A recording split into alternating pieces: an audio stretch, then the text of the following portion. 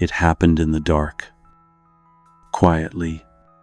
While your mind tried to rest, heaven moved.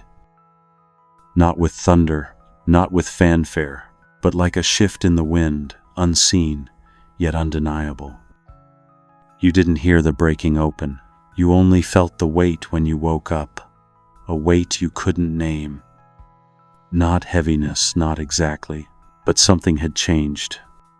In the silence, something turned. There's a reason your soul is restless today, not anxious alert. Like something divine passed through the room while you were dreaming. You felt it, haven't you? The quiet pull behind the scenes. The soft rearranging of your expectations. That strange blend of peace and urgency. You've been praying for breakthrough, but what if the shift already began? What if last night while you were sleeping a door opened in the spirit?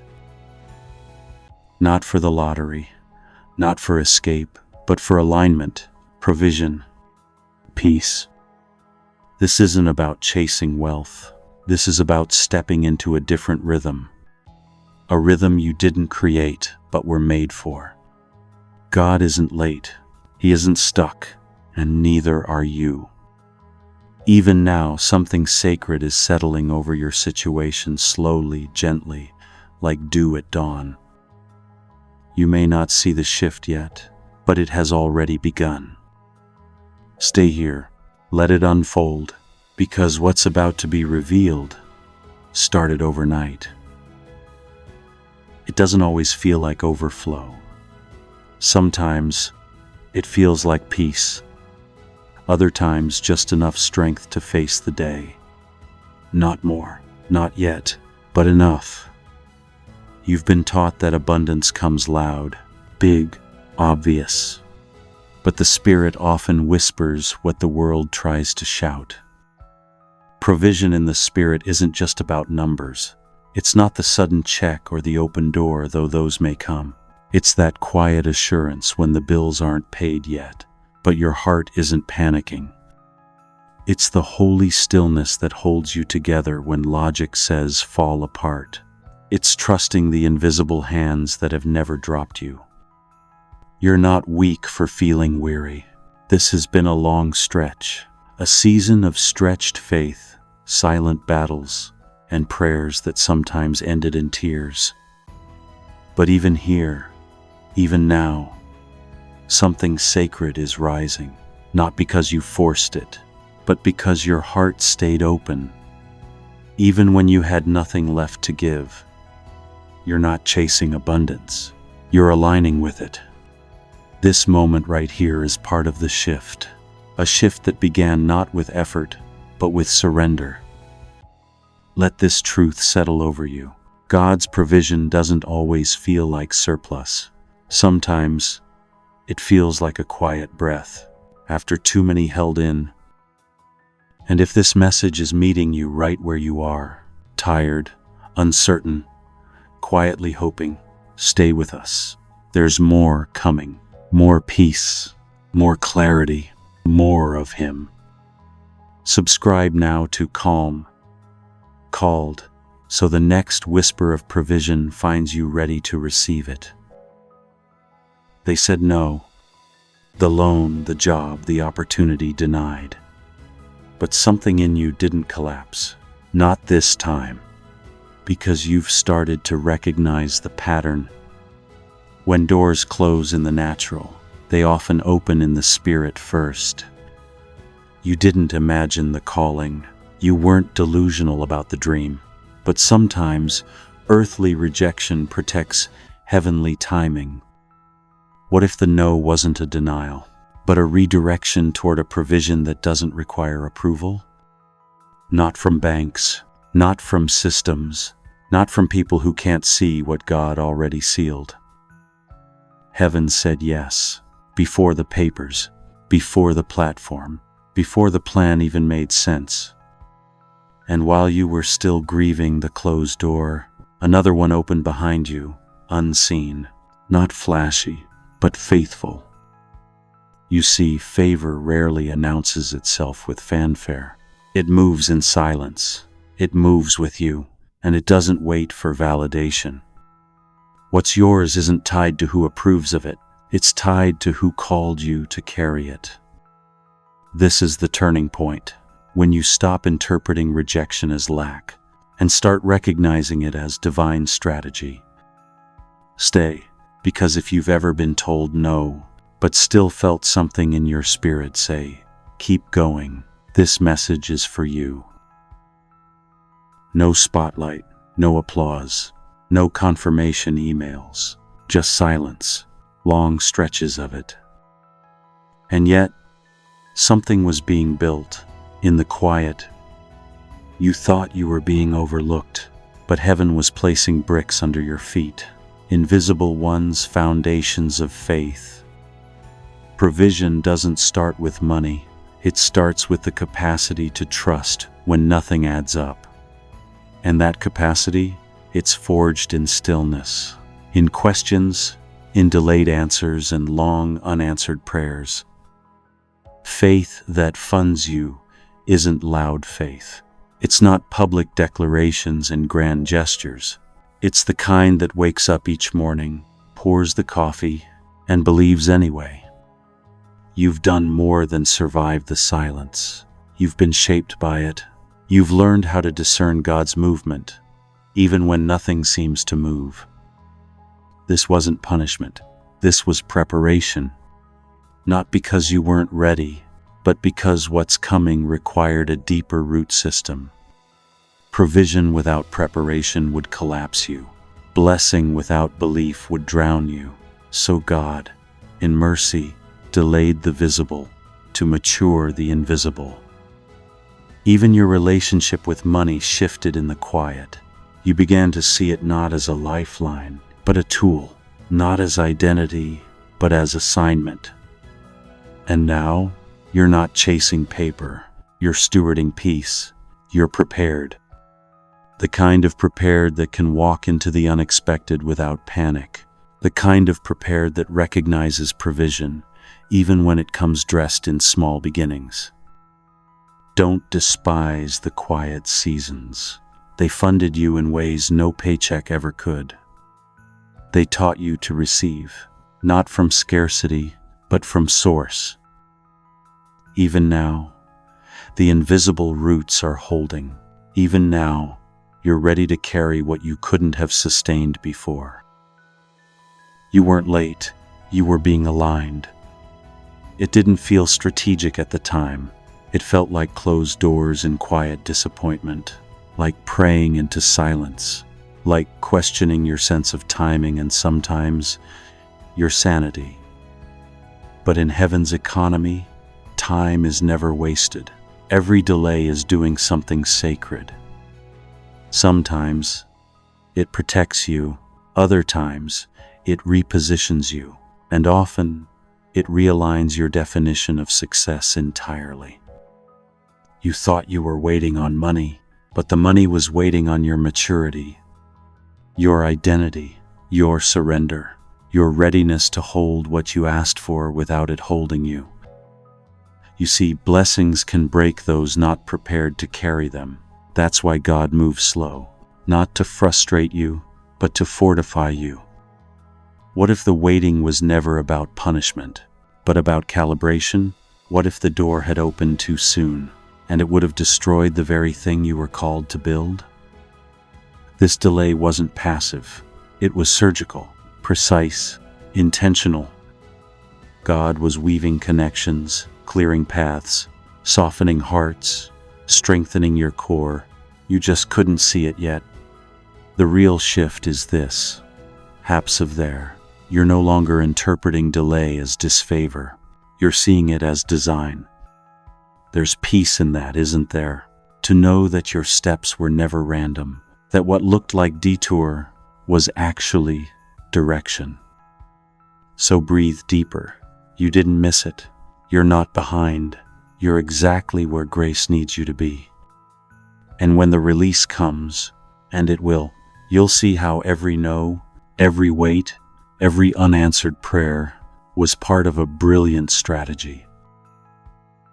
You were taught to grind, push, climb, Strive until the breakthrough comes. But some shifts don't respond to struggle. They arrive through surrender. The old way told you that success came from exhaustion, from proving your worth, from outworking the fear of lack. But the Spirit whispers something different. Let go, release your grip, stop wrestling with what was never yours to force. This isn't about laziness, it's about alignment. There's a divine current, and trying to swim against it only leaves you tired. You've mistaken stillness for stagnation, but in God's economy, stillness is strategy. It's trust in motion. It's letting the blessing come through you, not just to you. There's power in no longer needing to chase. Provision isn't earned through panic, it's received through posture. Surrender says, even if I don't see it yet, I believe it's moving. Even if I feel behind, I trust I'm on time. Even if I feel small, I know I'm seen. You don't have to hustle your way into God's promises. You only have to be present enough to catch them. Yes, discipline has its place. Yes, there are actions to take, but they flow from rest, not fear, from clarity, not chaos.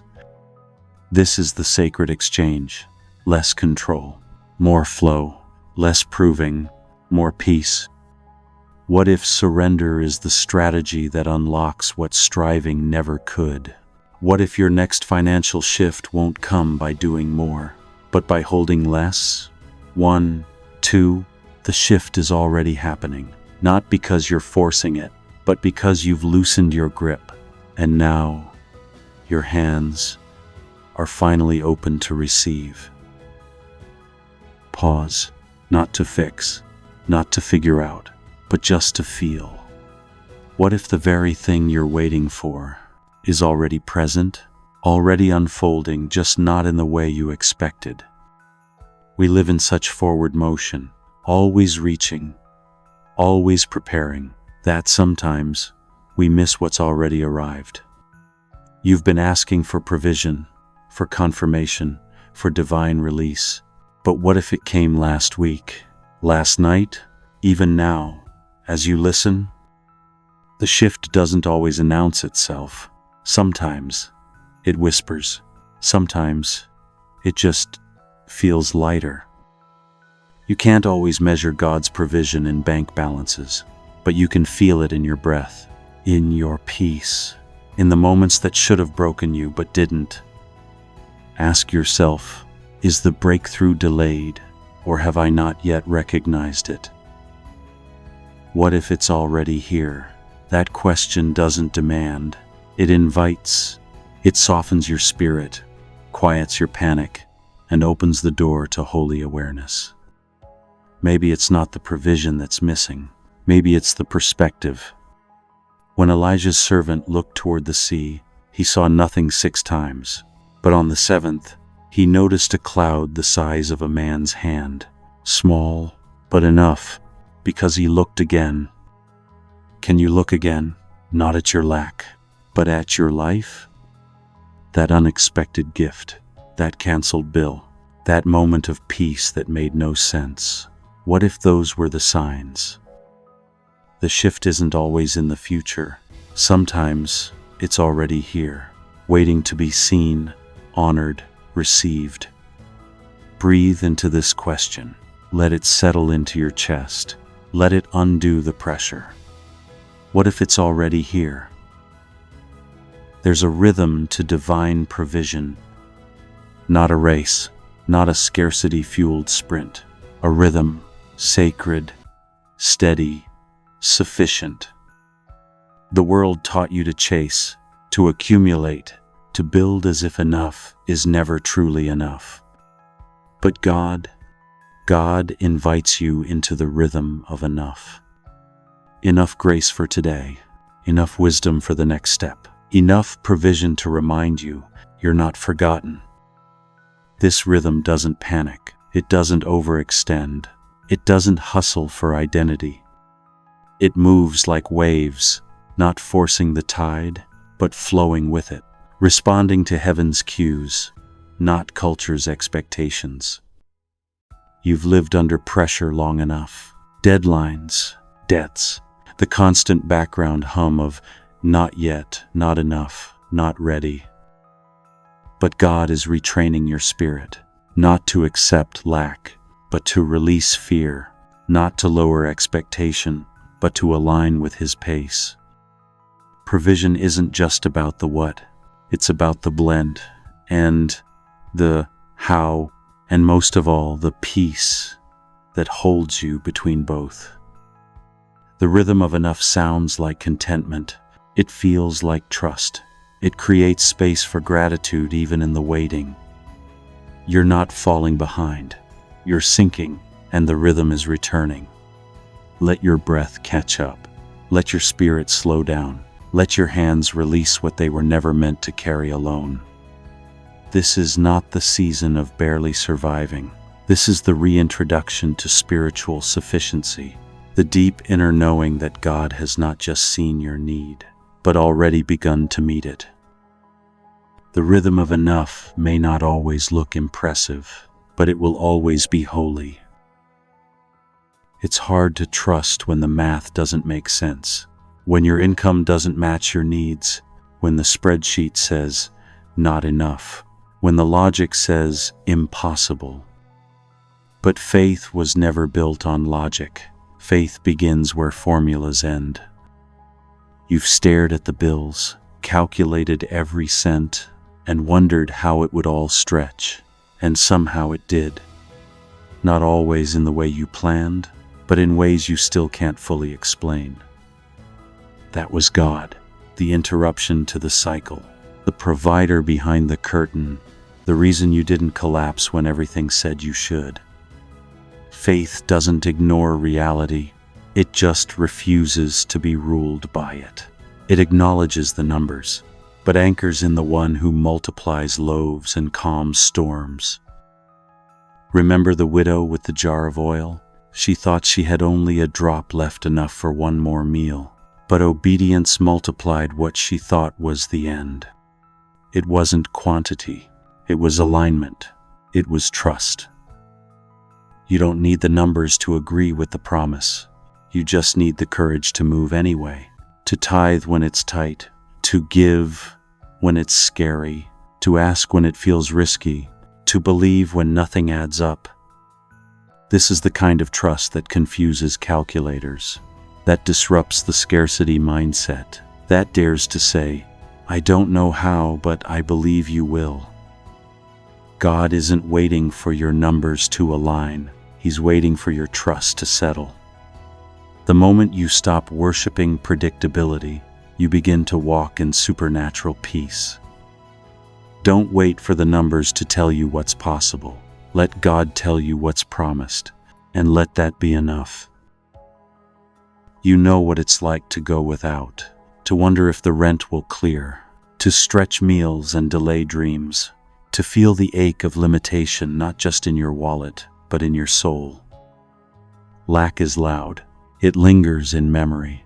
It forms habits of self-protection, saving, rationing, over-preparing for what might go wrong. But even deeper than your memory of lack is your memory of God. You've seen Him move, in the quiet provision, in the last-minute rescue, in the peace that came before the payment did. You've walked through wilderness, and you've found manna in places that made no sense. You've had help arrive from sources you couldn't have predicted. You've seen doors open when every voice said, "There's no way." That's not coincidence. That's covenant. God doesn't erase memory. He rewrites it. He takes the sting of scarcity and overlays it with stories of faithfulness. Yes, you've known lack, but you've also known the one who doesn't leave, who doesn't mock your struggle, but meets you in it. This moment right now is a remembering, not just of what you've lost, but of who has carried you, who has always carried you. It's okay to feel tired. It's okay to want more, but don't forget what you already know. That provision has never just been about money. It's about presence. You've known God in the valley. You've seen him show up late and still on time. You've cried out in the dark and felt peace anyway. So when fear of lack rises again, and the old thoughts return, look back not to replay pain, but to recall provision. You've known lack, but more than that, you know your God. It's never been random, not the delay, not the shift, not even the struggle. What God is doing in your life is not a mass production. It's a custom work, intimate, tailored, timed. Your provision was never just a blessing. It's a message, a confirmation, a signpost that says, you are seen. This isn't just about income. It's about identity, about knowing that heaven doesn't operate from distance. It draws close.